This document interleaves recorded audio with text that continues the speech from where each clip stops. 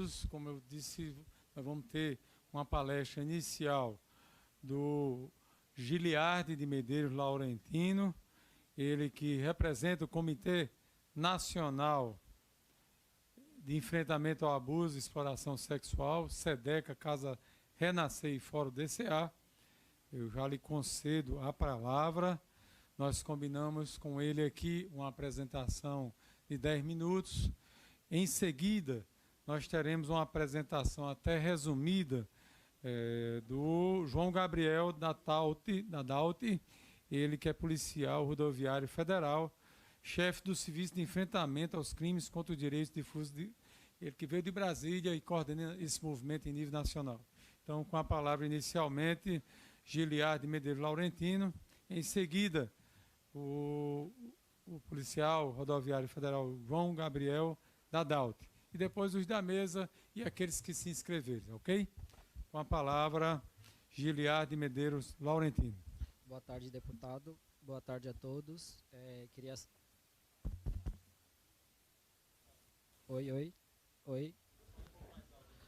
boa tarde a todos e a todas. Queria saudar a todos em nome do deputado Hermano Moraes.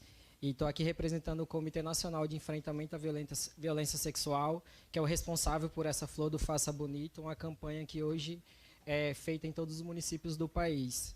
Eu vim trabalhar com vocês, principalmente a questão de dados. Dados é um grande problema que a gente enfrenta no nosso país. Quando a gente fala de dados de violência sexual contra crianças e adolescentes, é ainda mais difícil. Segundo o IPEA, a gente só consegue atingir 10% dos casos que acontece de violência sexual no país. Então eu vou trazer alguns dados para vocês entenderem o quão alarmante é, porque já são dados muito altos e segundo o IPEA representa 10%. Pode passar, por favor. Esse primeiro estudo que eu vou apresentar foi um estudo realizado pelo Unicef, que foi apresentado esse ano. O Unicef trouxe que entre 2017 e 2020, é bom a gente ponderar o porquê vai até 2020, no período de pandemia, a gente teve um grande apagão de dados no nosso país e nas mais diversas linhas as pessoas não conseguiam chegar para fazer a denúncia, ou por medo do Covid, ou porque a gente estava tratando de outros assuntos, mas a Unicef trouxe que de 2017 a 2020 a gente teve 179.227 casos de estupro contra crianças e adolescentes. E desses casos, 62 mil foram com meninas de até 10 anos. A gente falar de violência sexual e trazer esses dados é a gente mostrar que a gente precisa fazer alguma coisa na nossa política pública. A gente precisa mostrar para a nossa sociedade que a violência sexual não vale a pena. E hoje eu posso dizer para vocês que no nosso país vale. A gente é um dos países do mundo em que menos responsabiliza agressor por violência sexual. A gente é um país do mundo em que a gente ainda não consegue, e aí eu falo do nosso estado do Rio Grande do Norte, a gente tem evoluído, mas hoje a gente ainda não consegue determinar quando é uma violência sexual sem um toque físico. A gente consegue trazer dados quando é uma violência sexual do estupro consumido, que a gente vai no ITEP e está lá com conjunção carnal vista, mas quando a violência sexual ela é feita com a língua, com o dedo, como diversas outras formas que a gente vê, esse dado a gente não consegue ainda mensurar. E principalmente o nosso judiciário não consegue condenar essas pessoas. A gente já sabe como é que o nosso sistema prisional do país é, então o nosso judiciário acaba tendo medo de colocar um inocente na cadeia e esse inocente passar por situações complicadas dentro. No estado do Rio Grande do Norte, esses dados ainda é um pouquinho mais complicado. Para vocês terem uma ideia, a gente tem dificuldade de pegar dados das setas, por exemplo. As setas ainda não conseguem passar os dados em tempo real. Então, a gente depende do governo do estado colocar os dados, passar em uma cartilha ou outros fins. Pode passar, por favor. Segundo esse mesmo estudo, 80% dos casos que aconteceram, desses 179 mil, corresponde a meninas. E no nosso país, meninas de até 13 anos, os 13 anos especificamente é onde acontece mais violência sexual. Quando a gente pensa nos meninos, essa violência acontece em maior parte de 3 a 9 anos. Então a gente está falando de bebês. E quando a gente vai para os dados, e pode passar, por favor, 86% desses casos acontece dentro de casa. Então, quando a gente traz a ideia de que o violentador sexual é um monstro, que o violentador sexual é isso ou aquilo, para a criança compreender que o pai dela, que o tio dela, que o vizinho dela é um monstro, é muito mais difícil. Porque a pessoa que está violentando ela é também a pessoa que é responsável pela casa.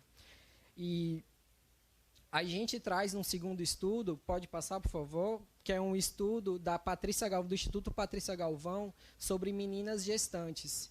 E aí a gente tem que a cada 20 minutos no nosso país, uma menina dá luz. A cada 20 minutos no nosso país, uma menina de até 19 anos, a gente usa os dados de 19 anos, porque internacionalmente falando, criança vai de 0 a 19 anos, então o Brasil acaba, apesar do Estatuto da Criança e do Adolescente trazer que até 18 anos, a gente acaba usando os dados de até 19. Mas desses fatos, segundo esse instituto, entre 2010 e 2019, e eles usaram DataSUS, então são dados oficiais do nosso país. Entre 2010 e 2019, 252.786 meninas entre 10 e 14 anos, e aí eu estou falando de estupro de vulnerável, elas deram à luz. 71,1% dessas meninas eram consideradas negras, pretas ou pardas. Então a gente também pode trazer um dado muito importante, que a violência sexual no nosso país, ela tem raça. São meninas pretas. Um outro dado importante, que é muito bom da gente falar, que no Nordeste, esse índice vai para 83%, 83,8%. E no nosso Rio Grande do Norte são 73,6% de meninas consideradas negras que sofrem violência sexual. E a gente precisa dar uma resposta para essas meninas. Eu não falo para a gente dar uma resposta para a sociedade. A gente precisa dar uma resposta para essas meninas que estão sofrendo violência sexual e estão com seus agressores dentro de casa. A gente é um país que, apesar de ter, no Estatuto da Criança e do Adolescente, da gente ter avançado na legislação de medidas protetivas, a gente ainda é um país que prefere tirar a criança de casa do que tirar o agressor. A gente é um país que a criança sofre uma segunda violação, porque a gente tirar uma criança de casa para ir para o acolhimento institucional, por mais que a nossa ideia seja louvável, ela vai sofrer uma outra violação. E aí eu posso citar diversos casos. Eu vou citar só um aqui do Rio Grande do Norte, sem citar nomes e o local, que a menina foi acolhida com 8 anos de idade e adquiriu HIV dentro do acolhimento. E aí, que resposta a gente deu para essa adolescente? Qual foi a resposta que a gente deu para essa família? Já que a gente, enquanto sociedade, disse que era melhor ela sair do seio familiar para estar dentro do acolhimento institucional. E a resposta que a gente deu foi a adolescente que, quando saiu do acolhimento, já com 18 anos, com HIV. E o HIV ainda não tem cura. Então, qual é a resposta que a gente vai dar? E é um outro dado ainda importante. A gente, quando fala de violência contra a criança e adolescente, a gente consegue ter uma política pública até ela completar 18 anos. Quando completa 18 anos, elas estão no acolhimento, o que elas recebem, me desculpa a expressão, é um pé na bunda e vai para a rua, se vira. E aí, o que a gente espera que essa adolescente faça na rua? Sem conseguir ter estudo, sem conseguir ter uma residência para ficar e sem perspectiva de vida. Qual é a possibilidade que essas adolescentes trazem? Pode passar, por favor. Segundo esse relatório da Patrícia Galvão, ainda 4.948.724 adolescentes entre 15 e 19 anos, o que corresponde a 17% dos nascidos vivos do nosso país. Então, 17% dos nascidos vivos do nosso país foi com adolescentes de 15 a 19 anos. A gente aqui no Rio Grande do Norte, eu faço parte do SEDECA Casa Renascer, a gente tem recebido das diversas maternidades do nosso estado casos de crianças de 11 anos chegando para parir na maternidade. E a gente ainda não consegue dar uma resposta para essa família. A gente está discutindo, e a gente discutindo enquanto sociedade, o que fazer com esses casos. Como é que a gente vai lidar com situações como essa? Uma criança de 11 anos que acaba sendo mãe de outra criança. E aí, no nosso país, é uma situação controversa que, quando uma menina passa a ser mãe, a gente esquece de proteger essa menina, porque a gente precisa do cuidado do filho dela. E aí começam todas as outras problemáticas. A menina perde a escola, a outra criança não recebe o cuidado que deveria receber, porque uma criança de 11 anos ainda não consegue saber como lidar com o filho. E aí, o que a gente faz? É melhor a gente tirar também essa criança dessa mãe e colocar no acolhimento institucional, já que a adoção de crianças de 0 a 7 anos no nosso país ela é bem rapidinha de acontecer. Então, uma coisa que a gente também precisa trabalhar no nosso país é esse lobby de adoção.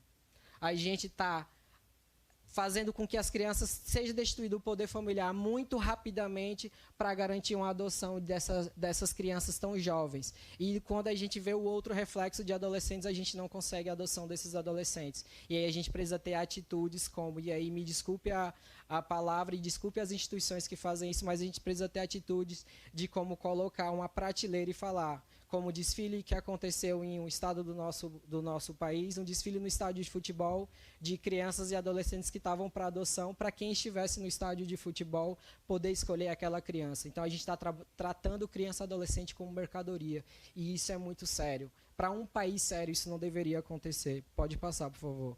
E aí quando a gente pensa em dados, e aí já falando durante a pandemia, segundo o DataSUS, pode passar, mais uma vez, por favor. Segundo o DataSUS, em 2021, a gente teve um total de 20 mil casos, 251, com crianças de menos de 1 ano até 19 anos incompletos. Eu não quis colocar aqui, mas dentre esses dados, foram 12 crianças do nosso país com menos de 1 ano que foram violentadas sexualmente. Crianças de 10 a 14 anos, em especial de 13, também foi o maior dado que a gente teve no nosso país.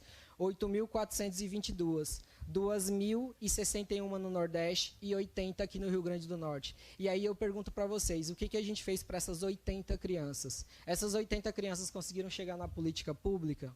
Essas 80 crianças tiveram um atendimento digno, sem revitimização, porque o que a gente tem hoje é revitimização em cima de revitimização. A criança fala na escola, a escola não consegue compreender, aciona o conselho tutelar, ela vai falar no conselho tutelar, depois vai falar no CRES, depois vai falar na delegacia e depois vai ser inquirida numa audiência.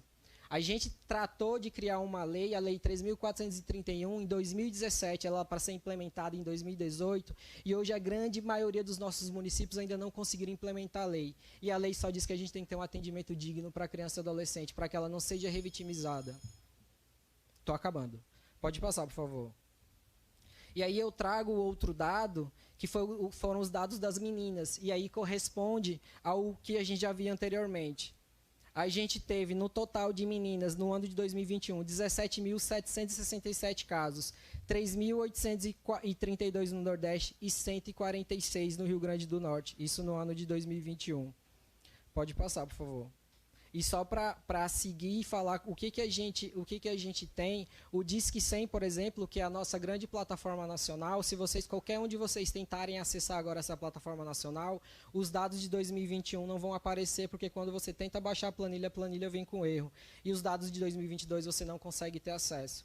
Então, como a gente vai fazer política pública se o nosso país precisa de estatística para dizer que a gente precisa colocar dinheiro na política pública? E se os dados são baixos, a gente fala que não precisa investir tanto dinheiro, como a gente tem no nosso município de Natal, que até 2021 colocou R$4.000 para enfrentamento à exploração sexual numa capital como Rio Grande do Norte. R$4.000 não faz nenhum evento como esse, com a gente falando de uma capital. Então, como é que a gente vai fazer um enfrentamento durante um ano com R$4.000? É importante falar também, para que todos saibam, que houve um processo de mudança no Disque 100. Hoje, se você olha o Disque 100, você não consegue dividir por violência sexual. A violência sexual mudou para o governo federal e aí está trazendo uma complicação em todos os dados. E aí, só para finalizar a minha fala, só tenho mais 2 lâminas, pode passar, por favor. Eu trago os desafios. Um desafio gigante que a gente tem no nosso país são trabalhos preventivos. Um trabalho, por exemplo, como a autoproteção, que é feita pelo SEDECA Casa Renascer e foi aprovada como unanimidade na Câmara Municipal de Natal, foi vetada integralmente pelo prefeito de Natal. É um projeto que a gente vai para as escolas para fazer prevenção à violência sexual e Natal decidiu que não era importante para a cidade. Um outro ponto importante é que a gente, enquanto Constituição, lá em 1988, colocou criança e adolescente como prioridade absoluta em detrimento de qualquer outra política. E quando a gente vai olhar na prática, o orçamento para a infância é irrisório perto dos outros orçamentos. A gente decide que a gente não deve fazer prevenção. A gente decide que a gente não deve investir em criança e adolescente. E a consequência vem lá na frente. A consequência vem crianças fora da escola. E aí eu hoje estou como consultor do selo Unicef aqui no Rio Grande do Norte e a gente está olhando na educação o problema que a gente está enfrentando. Todos os municípios do nosso país estão com defasagem no ensino. Todas as crianças do nosso país estão com um problema no ensino. A volta para o ensino presencial está mostrando que as crianças pararam de aprender. Muito pior, elas regrediram no ensino. Se a gente não faz investimento nessa política pública, como é que a gente quer ter um país melhor?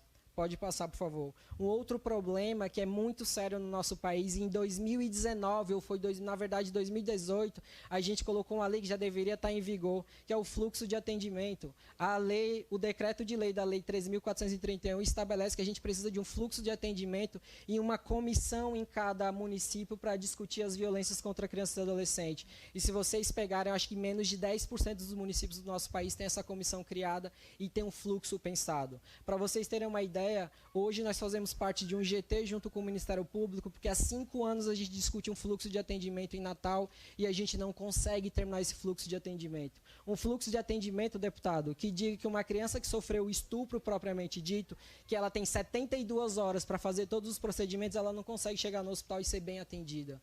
Se passa essas 72 horas, a probabilidade dessa criança adquirir uma infecção sexualmente transmissível é muito mais alta. A probabilidade dessa criança tá gestante e a gente ter problema em fazer o aborto legal, que é um outro problema sério no nosso país. A gente decretou no nosso país que existe uma lei que o aborto legal deve acontecer em casos em que ele pode. E a gente lembra, 2 anos atrás, a criança de 10 anos do Espírito Santo, que precisou vir para o estado de Pernambuco para poder fazer o aborto legal e foi tida como uma criminosa. Isso é importante a gente dizer. Uma criança de 10 anos chegou gestante com direito ao aborto legal, o estado dela negou o aborto legal, ela precisou ser levada para outro estado, entrou na traseira de um camburão para conseguir entrar no hospital que estava com uma manifestação na frente, chamando ela de assassina. A gente estava chamando uma criança de 10 anos que estava gestante de assassina.